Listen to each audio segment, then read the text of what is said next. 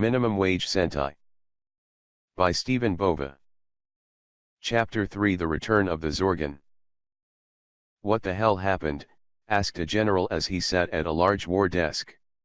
He was in his late 60s and had silver hair on his head. This man wore different medals and other awards on his dark green uniform. They were staring at the blank screens that used to have the readouts and live camera feeds from the fighters' vessels. Then another high-ranking soldier handed a tablet over towards the general. "Sir, we believe it was a mothership." "Mothership?" asked the general with a confused look on his face. "Of Zorgan descent," and with that word the room went quiet. "Activate the teleport, and contact Zorgan," said the general without even thinking. "But sir." "Activate the teleport now," shouted the general. Then 4 smaller ships came out of the mothership and headed towards Earth.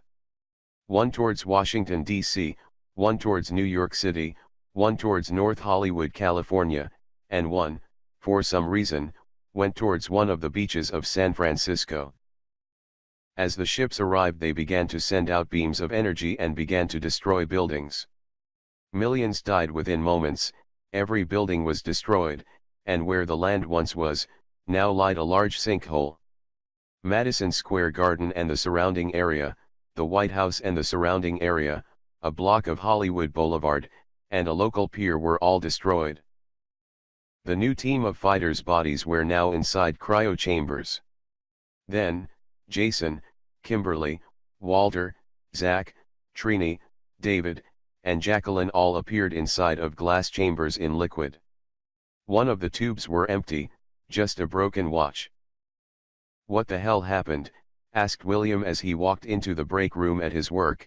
Everyone, even customers, were glued to the television. "They're back," said a reporter as they showed images of sinkholes and the surrounding destruction. William just shrugged his shoulders and went back to his own life.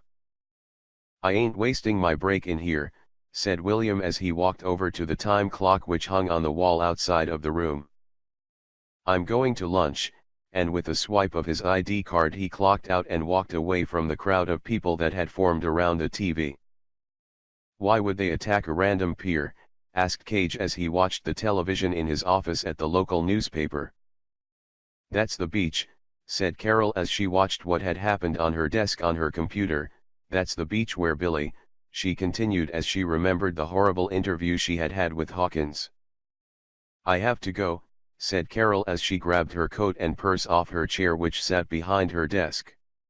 Carol then walked very fast as she went to leave the building. "Where's she going?" asked a man who looked over his shoulder at Carol. "She's doing what you are all paid for," shouted Cage. "Now there are stories out there, go find them."